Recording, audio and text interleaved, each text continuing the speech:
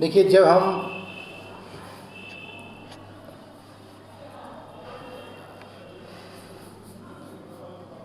History of economic thought की बात करते हैं तो दो तीन प्रश्न हमारे दिमाग में आता है। पहला, एक शब्द आता है आर्थिक विचारों का इतिहास। एक प्रश्न आता है आर्थिक इतिहास, एक आता है अर्थशास्त्र का इतिहास।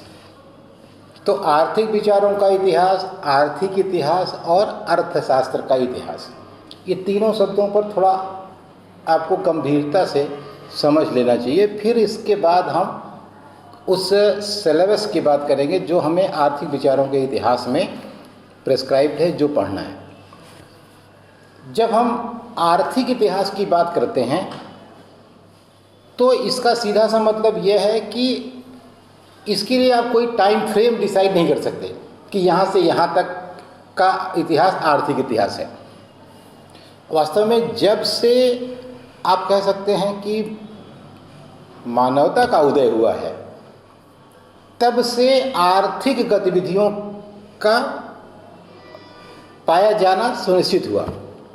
ये हो सकता है कि हमको ये न पता रहा हो कि यह आर्थिक गतिविधि है, हो सकता है ये कैटेगराइजेशन हमको स्पष्ट न रहा हो कि ये आर्थिक है, ये सामाजिक है, ये राजनैतिक है, ये भौगोलिक है, ये सब नहीं पता होगा। लेकिन आर्थिक क्रियाकलाप तो रहे ही हैं शुरू से, चाहे वह जिस रूप में होते रहे हों, चाहे वह बार्टर सिस्टम में होते रहे हों, चाहे वह मॉनेटरी सिस्टम में होते रहे हों, चाहे वह जिस तरीके से हो रहा हो, ये महत्वपूर्ण नहीं है, लेकिन क्रिया तो हो रही है। तो आर्थिक क्रिया की या आर्थिक इतिहास की बात करते हैं तो वह एक अलग इशू है कि किसी भी तरह की क्रियाकलाप जब से शुरू हुए आर्थिक, उनको सबको हम शामिल करते हैं। लेकिन जब हम आर्थिक विचारों के इतिहास की बात करते हैं तब इसका मतलब होता है कि कब से सिस्टमेटिकली इस मुद्दे पर विचार शुरू हो गया, कब से उसके लिए नीतियां बनाई जाने लगी, कब से ऐसे विचारक आने लगे जो आर्थिक मुद्दों पर अलग से फोकस करने लगे। तब आप देखें आर्थिक विचारों के इतिहास को अगर आप आगे पढ़ेंगे तो आप ये पाएंगे कि वैसे तो ऐसा नहीं है कि आर्थिक मुद्दों पर सोचने वाले लोग पहले नहीं थे, शुरू से ही लोग सोचते रहे हैं सारी। और पीछे आप जाएंगे तो ये पाएंगे कि वास्तव में इतना क्लियर का डिस्टिंक्शन बहुत प्राइमरी स्टेज में किसी भी डिसिप्लिन का नहीं होता है। बहुत प्रारंभिक स्टेज में न कोई इकोनॉमिक्स था, न कोई फिलॉसफी था, न कोई ज्योग्राफी था, न कोई कुछ था, वो सब मिला करके मिक्स था। कोई एक व्यक्ति सोचता था तो हर विषय पर सोचता था, कोई अलग से स्पेशलाइज्ड पर्सनैलिटी नहीं थी जो आप ये कह देते कि ये इसके हैं। वो वास्तव में सब जानते थे, काम भर का उन्हें ज्योतिष भी आता था, काम भर का उनको चाणक्य को आप ले लीजिए, जैसे कौटिल्य जिनको आप कहते हैं। कौटिल्य के बारे में अगर आप देखें तो कौटिल्य बहुत अच्छे वैद्य भी थे, बहुत अच्छे ज्योतिष शास्त्री भी थे, बहुत अच्छे आर्थिक ज्ञान उनको था ही, बहुत अच्छे राजनीतिज्ञ भी थे। तो बहुत सारा ज्ञान और हर तरह का बहुत सारा आप देखते होंगे कि ऐसा भी ज्ञान उनको था जैसे कारपेंटरी का था, लोहार का था, इस तरह का बहुत सारा काम वो कर लेते थे। तो इसका मतलब कि वो बहुत सारा काम लोग जानते थे। और ये कह पाना कठिन है कि सुकरात है, अरस्तु है, प्लेटो है, चाणक्य है, आप इन सब के बारे में, आर्यभट्ट है, पतंजलि है, बारामीर हैं, इन सब को ये कह पाना मुश्किल है कि ये इसके जानकार थे या इस फील्ड के थे। वास्तव में ये ऐसे लोग थे जो हर फील्ड में, और आगे आप आ जाइए थोड़ा हाल के वर्षों में तो दादा भाई नौरोजी हैं, गोविंद राणा डे हैं, गोखले हैं, महात्मा गांधी हैं, विवेकानंद हैं, रविन्द्रनाथ टैगोर हैं, ये सबको लीजिए तो आप इनको किस विषय का मानते हैं? चाहे जो विषय पढ़िए, हर विषय में पढ़े जाते हैं। इनको फिलॉसफी में पढ़ा जाता है, एजुकेशन में पढ़ा जाता है, पॉलिटिकल साइंस में पढ़ा जाता है, इकोनॉमिक्स में पढ़ा जाता है, सोशियोलॉजी में पढ़ा जाता है। तो इसका मतलब कि ऐसे लोग थे जो समाज के विभिन्न मुद्दों पर अपनी राय व्यक्त करते थे, और निश्चित रूप से इन्हें आप किसी विषय में बांध नहीं सकते। तो एक विषय की प्रारंभिक स्थिति में there is no particular discipline, सब कुछ मिला हुआ है। धीरे धीरे जब ज्ञान का स्तर बढ़ता है तब फिर धीरे धीरे धीरे धीरे एक लाइन खींचने लगती है कि ये सोशियोलॉजी हो गई, ये पॉलिटिकल साइंस हो गई, ये ज्योग्राफी हो गई और ये दूसरा विषय हो गया। लेकिन अब इसके बाद आप देखें, जब फिर ज्ञान अपने चरम पर पहुंच जाता है या बहुत विकास हो जाता है, तब फिर सब मिल जाता है, फिर वो इंटरडिसिप्लिनरी एक नया कॉन्सेप्ट आ जाता है। अब क्या है कि ऐसा नहीं कि साइंस वाले केवल साइंस पढ़ेंगे, साइंस वाले साइंस भी पढ़ सकते हैं, साथ में कोई कला भी ले सकते हैं, म्यूजिक भी ले सकते हैं। आपका मन है म्यूजिक पढ़ने का, म्यूजिक पढ़िए, अंग्रेजी में अंग्रेजी पढ़िए, यानी आप जो मन करे सो पढ़िए। कहने का मतलब ये है कि शुरू में कोई विषय का बंटवारा नहीं होता है और बहुत एडवांस हो जाने के बाद भी विषय का बंटवारा, कभी आपको हर विषय जानना चाहिए, क्योंकि हर विषय नहीं जानेंगे तो फिर आप you can not be a good orator, you can not be a good explainer, you can not be a good teacher, you can not be a good citizen. जैसे अगर आप राजनीति नहीं जानते, सोशियोलॉजी नहीं जानते, फिलॉसफी नहीं जानते, काम भर का साइंस नहीं जानते, तो आपका अप्रोच साइंटिफिक नहीं होगा। एक काम भर का विज्ञान अपने शरीर के बारे में, बीमारियों के बारे में, थोड़ा खान पान के बारे में, थोड़ा प्रोटीन के बारे में, विटामिन के बारे में, मिनरल्स के बारे में, ये सब एक बिल्कुल मिनिमम थोड़ी जानकारी हर किसी को होनी चाहिए। तो कहने का मतलब ये है कि जो आर्थिक विचारों का इतिहास हुआ, यानी एक पर्टिकुलर विषय के रूप में जब हम उससे संबंधित आर्थिक क्रियाओं पर विचार करना शुरू किए कि किस तरीके से करें कि बेहतर रिजल्ट आए, थॉट प्रोसेस कब से डेवलप किया, तो इसके लिए कहते हैं कि 15वीं शताब्दी से हम चूँकि सिस्टमेटिक एक विचारकों का ग्रुप मिलता है जिसको हम मर्केंटलिस्ट के रूप में कैटेगराइज करते हैं, तो कहते हैं वहाँ से आर्थिक विचारों का इतिहास प्रारंभ हुआ। लेकिन जब अर्थशास्त्र के इतिहास की बात करते हैं तो as a subject economics came into existence, तब आप देखेंगे कि हम कहते हैं कि अर्थशास्त्र का जनक एडम स्मिथ है। कौन है? इसका मतलब before 1776 there was no economics as a discipline of knowledge. रहा होगा, सब्जेक्ट रहा होगा, लोग विषय पढ़ते रहे होंगे, लेकिन इकोनॉमिक्स के रूप में नहीं, it was in the form of political economy. किस रूप में थी? राजनैतिक अर्थव्यवस्था के रूप में। चाणक्य ने अर्थशास्त्र लिखी, वो अर्थशास्त्र इकोनॉमिक्स नहीं है, वो अर्थशास्त्र पॉलिटिकल अर्थशास्त्र ही है, जिसमें राजनीति और अर्थ दोनों जुड़ा हुआ है। सरकार राजा शासन कैसे करे और राजा धन कहाँ से प्राप्त करे और धन को व्यय कैसे करे, दोनों चीज़ें मिलाकर लिखी हुई हैं। तो बहुत समय तक पॉलिटिकल इकोनॉमी, हमारे इकोनॉमिक्स की बहुत सारी किताबें भी पॉलिटिकल इकोनॉमी के नाम से पब्लिश हुई। उसके पहले तो एडम स्मिथ था जिसने पहली बार, आप कह सकते हैं कि शुरू किया एक सिस्टमेटिक विचार।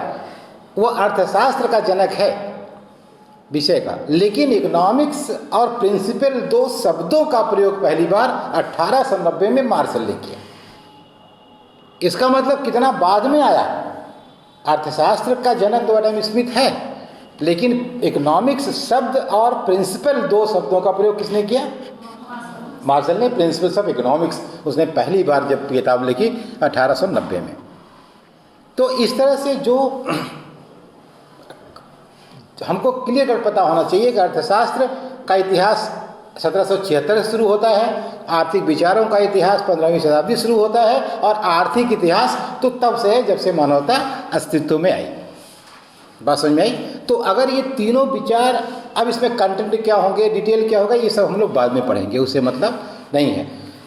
हम इकोनॉमिक्स इस पेपर के सिलेबस की बात कर रहे हैं। फटफट आप लिख लीजिए थोड़ा सा, इसमें खराब डाउनलोड भी कर लीजिएगा, उसको डाल देंगे उसमें तो। लेकिन तो इस 4 भागों में बांटा गया है। पहली यूनिट हमारी है जिसको हम pre classical economic and Indian economic thought कहते हैं। इसमें हम पूर्व प्रतिष्ठित अर्थशास्त्रियों को लेते हैं और भारत के आर्थिक विचारकों को लेते हैं। पूर्व प्रतिष्ठित अर्थशास्त्री और भारत के आर्थिक विचारक हैं।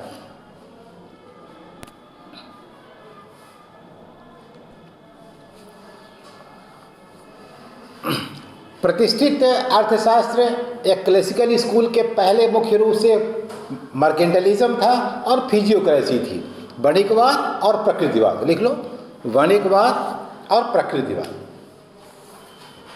हिंदी ही लिखो, अंग्रेजी तो इसमें है ही है, तुमको देख लेना अपना। तो क्लासिकल स्कूल के पहले मर्केंटलिज्म और फिजियोक्रेसी दो स्कूल इमर्ज किए और उनका इकोनॉमिक थियरीज के प्रति क्या व्यू रहा, उनका क्या अप्रोच था, इसकी हमको व्याख्या करनी है। इसके अलावा हमको भारत के जो विचारक हैं, भारत के जो आर्थिक विचारक हैं, उनके बारे में विस्तार से पढ़ना है। उनके नाम मुख्य रूप से कौटिल्य है, वल्लुअर हैं, दादा भाई नौरोजी हैं, राणा डे हैं, आर.सी. दत्त हैं, एम.एन. रॉय हैं, गांधी जी हैं, गाडगिल हैं और जे.के. मेहता है।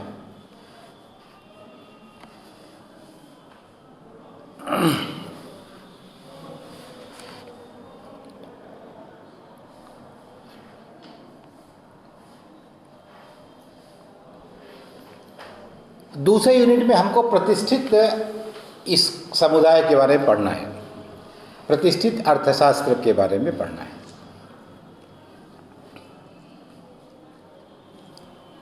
इसमें हमको मुख्य रूप से एडम स्मिथ के आर्थिक विचारों को पढ़ना है, साथ साथ में उन्होंने मर्केंटलिस्ट और फिजियोक्रेसी की आलोचना कैसे की, उसकी व्याख्या करनी है।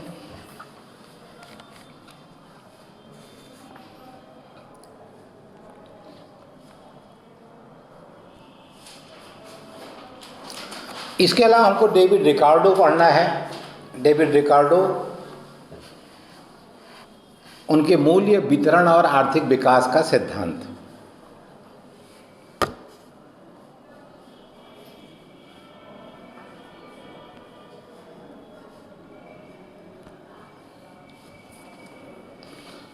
इसके बाद हमको माल्थस पढ़ना है, उनके अति उत्पादन का सिद्धांत, थियरी ऑफ ग्लट्स को पढ़ना है।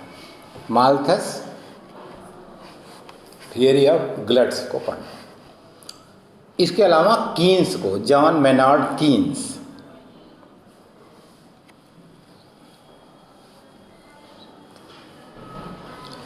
तीसरे यूनिट में हमको नव माल्थसवाद पढ़ना है, न्यू माल्थूसियम, न्यू माल्थूसियंस, नव माल्थसवादी जो हैं।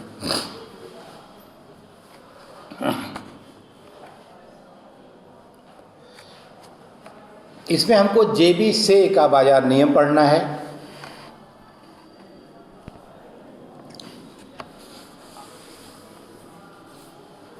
और मुद्रा का परिमाण सिद्धांत, जे.बी. से का बाजार नियम और मुद्रा का परिमाण सिद्धांत।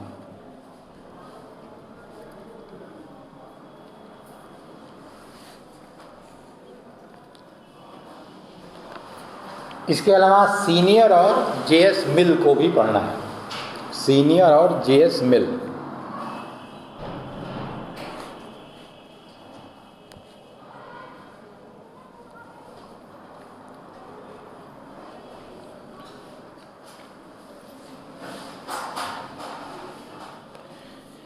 इसके अलावा मार्क्स के जो मूलभूत सिद्धांत हैं उनका भी अध्ययन हमें करना है।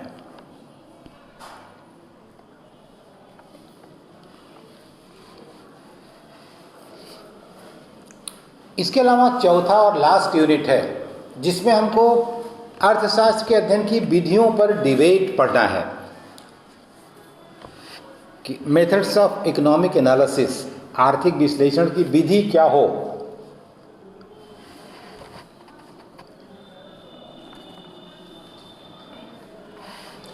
इसमें हमको ऐतिहासिक और सीमांतवादी विश्लेषण पढ़ना है, हिस्टोरिकल एंड मार्जिनल एनालिसिस,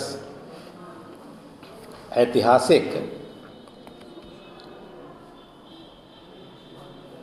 और मार्जिनल एनालिसिस। इसके अलावा इसमें हमको मांग पक्ष का विश्लेषण पढ़ना है, डिमांड साइड एनालिसिस पढ़नी है।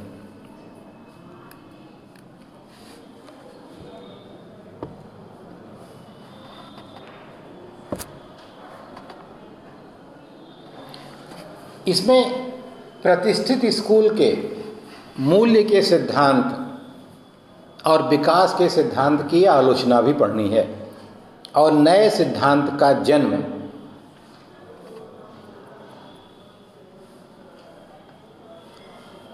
जो सीमांत पर आधारित था, जिसके जनक मेंजर, वॉलरा, जेवेंस हैं, इनको विस्तार से पढ़ना है।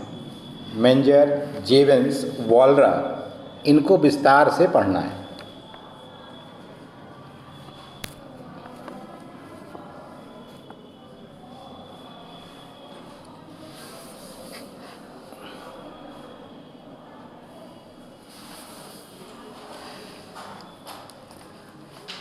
इसके अलावा इसमें हमको वान वीज़र, बामबावर्क, शुम्पीटर की भी व्याख्या पढ़नी है। वान वीज़र, बामबावर्क और शुम्पीटर की व्याख्या पढ़नी है। और लास्ट में हमको मार्शल के बारे में बहुत विस्तार से पढ़ना है।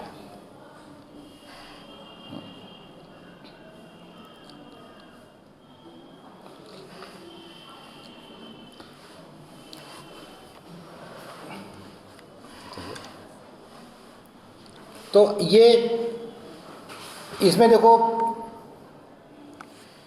जो हिस्ट्री ऑफ इकोनॉमिक थॉट की किताब है, वो किताब तो तुम्हारे सिलेबस के हिसाब से मार्केट में जो भी है तुम उसको खरीद सकते हो, कोई दिक्कत नहीं है। लेकिन इसमें एक किताब जीड और रिस्ट की है, हिस्ट्री ऑफ इकोनॉमिक डॉक्ट्रिन करके। ये बड़ी परफेक्ट किताब है। तुम अगर उसको कंसल्ट करना चाहो, अंग्रेजी में है, रख सकते हो। अब देखो, हिस्ट्री ऑफ इकोनॉमिक थॉट की सबसे बड़ी अच्छाई ये है कि किसी भी विद्यार्थी को from very beginning to the higher standard, BA1 से लेकर के रिसर्च तक, अगर उसको ये क्रोनोलॉजी क्लियर हो जाती है वास्तव में कि कौन कब था और उसने क्या कहा। जब तुम अलग से मांग का सिद्धांत पढ़ते हो, थ्योरी ऑफ डिमांड पढ़ते हो, तो थ्योरी ऑफ डिमांड में तुम मार्शल को पढ़ते हो मान लो। लेकिन अगर तुम मार्शल को अलग से पढ़ लो और मार्शल के बारे में पूरा अगर तुमने पढ़ लिया, कब पैदा हुआ, कब मरा, कब पढ़ा उसने, कहाँ से उसने पढ़ाई की, कहाँ से करियर शुरू किया, उसने कौन कौन से सिद्धांत दिए, उसकी मुख्य क्या बात थी, उसने किसकी आलोचना की, उसने क्या नया प्रस्ताव रखा, अगर जब सारा पढ़ लोगे तब तुम ये देखोगे कि अब तुम्हें जब रिकार्डो और मार्शल का नाम लोगे तो पहली बात तुमको यह समझ में अच्छे से आएगा कि कौन पहले है कौन बाद में। कभी कभी हमको यही नहीं समझ में आता कि हम किसको पहले, कौन है और कौन बाद में है। और जब हम मार्शल की टाइमलाइन जानते हैं और रिकार्डो की टाइमलाइन जानते हैं और दोनों का पूरा पूरा कंट्रीब्यूशन जानते हैं तो बहुत सारी हमारी समस्याएं पढ़ने की अपने आप आसान हो जाती हैं। फिर हमको किताब में उसे पढ़ने की ज़रूरत नहीं है। हिस्ट्री ऑफ इकोनॉमिक थॉट पूरा पूरा पढ़ लीजिए। तो जब आपने कीन्स को पढ़ लिया तो कीन्स को जब पूरा पढ़ लिया तो कीन्स का ब्याज का सिद्धांत भी आपने पढ़ लिया, कीन्स का मुद्रा का सिद्धांत भी आपने पढ़ लिया और कीन्स का रोजगार का सिद्धांत भी आपने पढ़ लिया, कीन्स का आपने गुणक भी पढ़ लिया।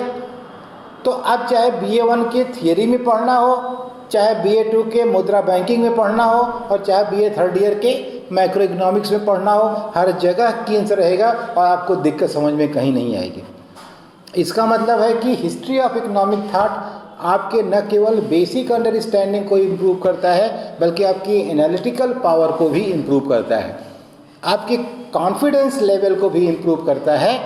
और आप जब कोई कीन्स कहता है तो आपका बिल्कुल दिमाग में आइडिया क्लियर होता है कि कीन्स का मतलब है कि ये 1936 में अगर इसकी किताब general theory of employment, interest and money प्रकाशित हुई और 20 में अगर peace and consequences of war publish हुई, ट्रैक्ट ऑन मॉनेटरी रिफॉर्म आई, ट्रीटीज ऑन मनी आई, तो ये सारी किताबें इसकी 20 से लेकर के 36 के बीच की हैं।